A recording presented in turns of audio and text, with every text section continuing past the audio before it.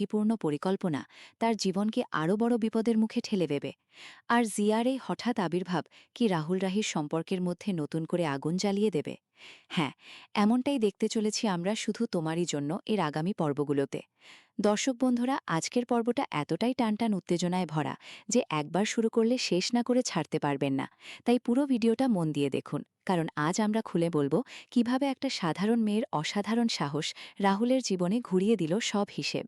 আজকের পর্ব শুরু হয়েছে রাহুল রায়চৌধুরীর সেই কষ্টের মুহূর্ত দিয়ে, যেখানে সে এখনও হুইল চেয়ারে বসে আছে। কাল রাতের সেই চেষ্টার পর আজ আবার রাহি তাকে উৎসাহ দিচ্ছে। রাহি বলছে, কাল রাতে যখন চেষ্টা করে নিজের থেকেই হুইলচেয়ার থেকে উঠেছিলে, এই স্টিকটা দিয়ে ওঠার চেষ্টা করলে আজও নিশ্চয়ই পারবে, নাও। কিন্তু রাহুলের মধ্যে ভয় আর হতাশা এতটাই গভীর যে সে তৎক্ষণাৎ বলে উঠছে, রাহি, আমি পারবো না, এই পা নিয়ে আমি হেঁটে যেতে পারবো না, কেন বুঝতে পারছো না? এই সংলাপটা শুনলেই বুকের ভিতরটা কেমন করে ওঠে। একজন প্রফেশনাল টেনিস প্লেয়ার, যার জীবনের একমাত্র উদ্দেশ্য ছিল খেলা, সেই মানুষটা এখন নিজের পায়ের ওপর ভরসা হারিয়ে ফেলেছে। রাহির চোখে কিন্তু কোনো হাল ছাড়ার লক্ষণ নেই। সে বারবার বলছে, কি মুশকিল, কি হয়েছে রাহুল, আগেই পারবো না করছো কেন? পারবে, চেষ্টা করে দেখো। এখানে রাহির চরিত্রটা এতটাই শক্তিশালী যে দর্শক হিসেবে আমরা বুঝতে পারি এই মেয়েটা শুধু স্ত্রী নয়, রাহুলের জন্য একটা অদম্য শক্তি। পরিবারের সদস্যরাও এসে যোগ দেয়। দাদা বলছে, হ্যাঁ দাদাই, তুই পারবি, হ্যাঁ হ্যাঁ তুই পারবি। একটা চোট অপারেশন তোকে হুইলচেয়ারে বসে রাখতে পারে না। রাহুল রায় চৌধুরী, এটা মনে রাখ। এই নাও, তমন পারবি তুই। তোর মধ্যে একটা স্পোর্টসম্যান স্পিরিট আছে, দেখে দেখে সাবধানে। এই দৃশ্যে পুরো পরিবারের সমর্থন ফুটে ওঠে, কিন্তু রাহুলের মনে এখনও সেই ভয়ের ছাড়া। সে স্টিক নিয়ে উঠতে চেষ্টা করে, সাবধানে পা ফেলে। আর সবাই চিৎকার করে উঠছে, সাবাস রাহুল, ধর ধর, আমাকে ধর, চল এসো, আস্তে আস্তে এসো। এই মুহূর্তটা এতটাই আবেগঘন যে চোখে জল চলে আসে। রাহুল প্রথমবারের মতো নিজের পায়ে দাঁড়িয়ে কয়েক পা হাঁটছে, কিন্তু তারপরই তার মুখে যন্ত্রণা ফুটে ওঠে। দাদা তাকে সাহায্য করে। এখানে দেখা যায় রাহুলের মধ্যে কতটা লড়াই চলছে। সে সরি বলছে দাদাকে, কিন্তু রাহি এসে হাত বাড়িয়ে বলছে, আমাকে হেল্প কর উঠতে। ঠিক আছে, দে হাত দে, আয় এদিকে আয়। ডাক্তারের চেম্বারে এসে পরিস্থিতি আরও নাটকীয় হয়ে ওঠে। ডাক্তারবাবু অবাক হয়ে বলছেন, হুইলচেয়ার কোথায়? রাহুল এখন স্টিক নিয়েই হাঁটতে পারছে। গাড়ি থেকে এখান অবধি তো এইভাবেই এলো। ডাক্তারবাবু বলছেন, আপনারা প্লিজ বসুন। কিন্তু রাহুলের মুখে যন্ত্রণা। সে বলছে, ডাক্তারবাবু, আমার পায়ে ভীষণ লাগছে, আমি আর এভাবে পারছি না। ডাক্তার সত্যি কথাটা খুলে বলেন, অনেস্টলি স্পিকিং, এই ধরনের ইনজুরির পর আমি কাউকে এত কম সময়ে স্টিক নিয়ে হাঁটতে দেখিনি। কিন্তু রিকভারিটা খুব ফ্রেজাইল, আপনাকে মনের দিক থেকে খুব প্রিপেয়ার থাকতে হবে। এই পেইন, এই লিমিটেশন অনেকদিন পর্যন্ত আপনার জীবনের অংশ হয়ে থাকবে। আমি আপনাকে কোনো মিথ্যে আশা দিতে চাই না। এখনই প্রফেশনাল লেভেলে টেনিসে ফেরাটা আপনার পক্ষে খুবই আনসার্টেন। এই কথায় রাহুলের মুখটা শুকিয়ে যায়, কিন্তু রাহিটাকে সাহস দেয়। সে বলে, ডাক্তারবাবু, আপনি আনসার্টেন বলেছেন, কিন্তু ইম্পসিবল তো না। আর আনসার্টেন আর ইম্পসিবল দুটো একেবারেই ভিন্ন শব্দ। আমার মনে হয় রাহুল পারবে। ওর জীবনে বেঁচে থাকার একটাই উদ্দেশ্য, সেটা হচ্ছে টেনিস। আর মানুষ নিজের জীবনের বেঁচে থাকার উদ্দেশ্যকে সফল করতে গেলে অনেক অসম্ভবকেও সম্ভব করে তোলে। আমি ওকে সাহায্য করব, আমি ওকে সুস্থ করে তুলব। রাহির এই কথাগুলো শুনে বোঝা যায় তার ভালোবাসা কতটা গভীর। সে রাহুলকে শুধু শারীরিকভাবে নয়, মানসিকভাবেও সাপোর্ট করছে। কিন্তু রাহুলের মনে একটা অন্যরকম চিন্তা ঘটছে। সে ভাবছে, কেন আমার বারবার মনে হচ্ছে যে না খেললেই ভালো হয়, কিন্তু না, তাইকে তো আমি আমার জীবনে চাই না। আমি খেলতে পারলে তো ও চলে যাবে, না না, ও কোথায় যাবে, আমি এসব কি ভাবছি? রাইকে হারাতে সায় দিচ্ছে না। আমার প্রাণের থেকেও প্রিয় খেলাও আমি ওর জন্য হারতে রাজি। কি হচ্ছে আমার সাথে? রাহুলের এই অভ্যন্তরীণ সংঘাতটা দর্শকদের হৃদয় ছুঁয়ে যায়। একদিকে টেনিস, তার প্রাণ, অন্যদিকে রাহির প্রতি ভালোবাসা তাকে আটকে রেখেছে। ডাক্তারের চেম্বার থেকে বেরিয়ে রাহি গাড়ির চাবি চায়। সে বলছে, দাও, আমার গাড়ির চাবিটা দাও। আচ্ছা, দাদাদের সাবধানে পৌঁছে দেবে, আস্তে আস্তে গাড়ি চালাবে। কিন্তু রাহুলের বাবা বলছেন, তোমরা বাড়ি যাওয়া অনেক দেরি হয়ে গেল, সময় তোমাদের পৌঁছে দেবে আমি। একটা জরুরি কাজ ছেড়ে আসছি। কিন্তু বাবার রাহিমা আছে তো, কেন এত চিন্তা করছো রাবু? সাবধানে যাও রাহিমা, চলো। এই দৃশ্যে পরিবারের চিন্তা স্পষ্ট। কিন্তু রাস্তায় হঠাৎ একটা ঘটনা ঘটে, গাড়ি আটকে যায়।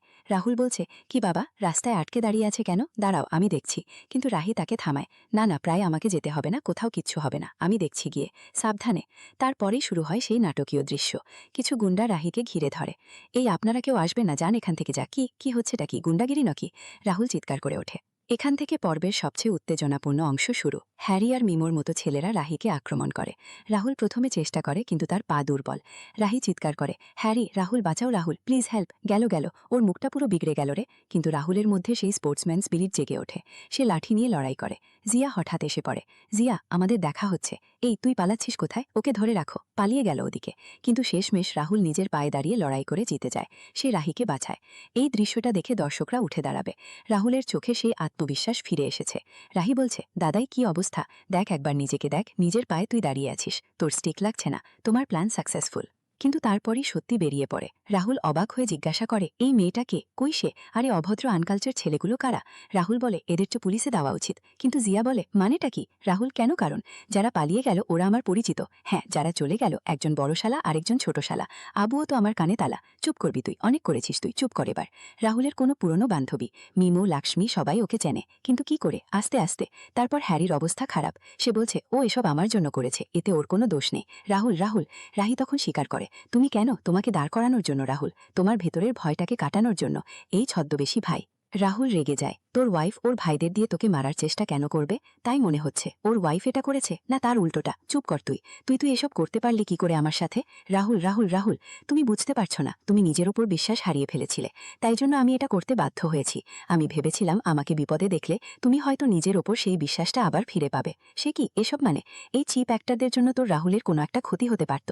যদি সত্যি ওর ব্যথা লাগতো, ওর মেজর যদি কোনো একটা ড্যামেজ হতো, তখন তুমি কি করতে? মায়ের থেকে মাসির দরদ বেশি। বাহ, তুইও দেখছি বাংলা প্রবাদ বলতে শিখে গেছিস।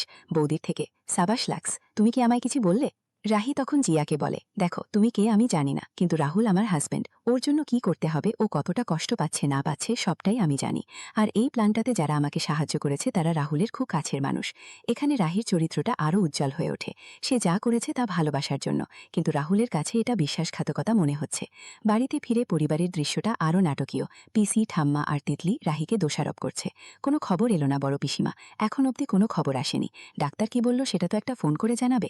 আমার তো একটুতেই কেমন যেন ভয় করে জানেন পিসি ঠাম্মা। দিদিভাই মাঝে মাঝে যা করে আমার তো খুব টেনশন হচ্ছে। রাহুলকে জোর করে হাঁটাতে গিয়ে কোনো বিপদ ঘটল না তো? এই মেয়ে, তোমার মাথায় ভালো কিছু আসে না না? আপনারাও তো চিন্তাই করছেন, বলুন ঠাম্মি। তিতলি বলছে, আর আমার দিদিভাইকে তো আমি চিনি, সবকিছুই একটু বেশি জানে, বেশি বোঝে। ওভাবে ও একাই সব পারে। এ ব্যাপারে আমারও একমত। একটু বেশি ন্যাকাপড়ার জন্য বলে সব জানতা ভাবো। দিদি, আগে শুনি ডাক্তারকে বলছেন। আমাদের ডাক্তারের কথাই তো মানতে হবে। আর যদি আমরা প্রতি পদে পদে নতুন বউটার দোষ ধরি, তাহলে তো কি? হ্যাঁ, এবারের বউ হয়েছে বলে তার কোনো দোষ নেই। আসলে পিসি ঠাম্মা, ওর না খুব জেদ। তুমি তো ধোয়া তুলসী পাতা না। তুমি আজ অব্দি যা যা করেছো, যা যা ঘটিয়েছ, আমরা কেউ কিন্তু কিছু ভুলিনি। সব মনে রেখেছি, এটা তোমার মাথায় রেখো। হ্যাঁ, আমি মানছি আমি ভুল করেছি, কিন্তু আমার জন্য কি কেউ মরতে বসেছিল বলুন তো পিসি ঠাম্মা? অমঙ্গল, ঘোর অমঙ্গল।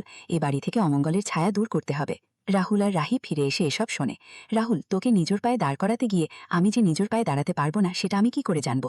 দেখি কোথায় লেগেছে। আরে জানিস তো, তোকে বাড়িতে নিয়ে গেলে ভালো হতো। একটু শুতিস। না না না, থাক, তোকে বাড়িতে নিয়েও যাওয়া যাবে না। কিন্তু কেন? আমি আবার কি করলাম? এই যে মুখের যে অবস্থা, এই নিয়ে বাড়িতে গেলে না এমনি জানাজানি হবে। তখন উল্টে আরও বেদানি খাবি। তখন তোকে একা না, আমাকেও না, ধাক্কা দিয়ে বাড়ি দিয়ে বের করে দেবে। আচ্ছা, এই অবস্থায় আরও পেটাবে। হ্যাঁ, আরও পেটাবে। যখন জানবে বাড়ির দুই ছেলে মুখে কাপড় চাপা দিয়ে কিডন্যাপিং করতে গেছে। আরে ওটা পুরোটাই তো অ্যাক্টিং ছিল রে, পুরোটাই অ্যাক্টিং ছিল। শুধু ঠেঙানিটাই যে আসল হয়ে যাবে সেটা আমি কি করে বুঝবো? রাহি তাকে জল এনে দেয়। ক্লাব হাউসে বসে তারা কথা বলে। রাহুল বলে, শোনো রাহুল, আমার কথা। এভাবে মিথ্যে দিয়ে তুমি কি প্রমাণ করতে চাও রাই? কোনটা মিথ্যে? তোমাকে সুস্থ করে তোলার জন্য যে প্ল্যানটা করেছি সেটা মিথ্যে, না এখন তুমি যে নিজের পায়ে দাঁড়িয়ে আছো সেটা মিথ্যে? মিথ্যে, মিথ্যে, সবটা মিথ্যে। বাবা, এর মধ্যে আবার আলাদা করে গিয়ে কথা বলতে হচ্ছে। রাহুল, আস্তে কথা বলো। প্রথম থেকে শেষ পর্যন্ত আমাদের মধ্যে যা যা ছিল সবটা মিথ্যে। এইসব নিয়ে এখানে কথা না বললেই নয়। আগে বাড়ি চলো না। বাইরের লোকেদের সামনে আমি এসব নিয়ে কথা বলতে চাই না। তুমি কি আমাকে বাইরের লোক মিন করলে? তুমি জানো রাহুল আর আমি কত না? না, জানি না। কিন্তু যতদিন আমি রাহুলের সঙ্গে আছি ওর মুখে কখনো জিয়া নামটা আমি শুনিনি। তুমি যদি এতটাই ইম্পর্টেন্ট হতে তাহলে অন্তত একবার হলেও তো শুনতাম। আর যখন আমার কানে আসেনি তার মানে তুমি তেমন কেউ নাও। আসলে না, তুমি যদি আমাদের হাজব্যান্ড ওয়াইফের মধ্যে না বলো তাহলে বেশি বেটার হয়। রাহুল, ও কি বলছে? রাহুল প্লিজ বাড়ি চলো, বাড়িতে গিয়ে বাকি কথাটা হবে। যাব না, আমি বাড়ি কিসের বাড়ি যাব? তুমি বাড়ি যাও রাহুল, তোমাকে টুর্নামেন্টে খেলতে হবে, তার জন্য তোমার রেস্ট দরকার। বাড়ি চলো। আর এই টুর্নামেন্টে জিতলেই তো তোমার মুক্তি। জিয়া এসে বলে, রাহুল, আমি ভাবতে পারিনি যে তোর সাথে আমার প্রথম দেখাটা এভাবে হবে।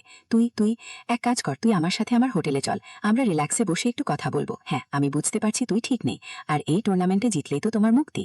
এই শেষের অংশে জিয়ার প্রবেশটা নতুন করে রহস্য তৈরি করেছে। রাহুলের অতীত কি? জিয়ার সাথে তার সম্পর্ক কতটা গভীর? রাহি কি এটা সহ্য করবে? দর্শক বন্ধুরা, আজকের পর্বে রাহির চরিত্রটা সত্যিই প্রশংসার যোগ্য। সে যে প্ল্যান করেছে তা ঝুঁকিপূর্ণ হলেও রাহুলের জন্য তার ভালোবাসা থেকেই এসেছে। রাহুলের মধ্যে বিশ্বাস ফিরিয়ে আনার জন্য সে নিজের জীবন বিপন্ন করেছে। হ্যারি আর মিমোর মতো ছেলেরা যারা সাহায্য করেছে তারা রাহুলের কাছের মানুষ। এটা দেখে বোঝা যায় রাহুলের চারপাশে কতজন তাকে ভালোবাসে। কিন্তু জিয়ার আবির্ভাবটা একটা বড় টুইস্ট। সে রাহুলের পুরনো পরিচিত। তার কথায় মনে হয় রাহুলের জীবনে সে একটা গুরুত্বপূর্ণ অংশ ছিল। এখন কি রাহুলের মনে জিয়া আবার জায়গা করে নেবে, নাকি রাহির প্রতি তার ভালোবাসা আরও মজবুত হবে? পরিবারের দিক থেকে তিতলি আর পিসি ঠাম্মার আচরণটা দেখে মনে হয় তারা রাহিকে এখনও পুরোপুরি মেনে নিতে পারেনি। তারা রাহিকে নতুন বউ বলে দোষারোপ করছে। এটা দেখে বোঝা যায় বাড়িতে এখনও অনেক টেনশন আছে। রাহুল কি এই পরিবারের চাপ সামলাতে পারবে? টুর্নামেন্ট কি সে খেলবে? তার পা কি সত্যি সুস্থ হবে? আগামী পর্বে কি হতে পারে? প্রথম থিওরি, রাহুল রাহিকে ক্ষমা করে দেবে, কিন্তু জিয়ার সাথে তার পুরনো সম্পর্ক নিয়ে নতুন করে প্রশ্ন উঠবে। দ্বিতীয় থিওরি, জিয়া রাহুলকে টুর্নামেন্টে সাহায্য করতে চাইবে আর রাহি ঈর্ষান্বিত হয়ে পড়বে। তৃতীয় থিওরি, পরিবারের চাপে রাহুল আবার হতাশ হয়ে পড়বে, কিন্তু রাহির অটল সমর্থনে সে ফিরে আসবে। প্রমোতে যদি কিছু দেখানো হয় তাহলে সেটা নিশ্চয়ই আরও বড় টুইস্ট নিয়ে আসবে। দর্শক বন্ধুরা, আজকের পর্বে রাহির চরিত্রটা সত্যিই প্রশংসার যোগ্য। সে যে প্ল্যান করেছে তা ঝুঁকিপূর্ণ হলেও রাহুলের জন্য তার ভালোবাসা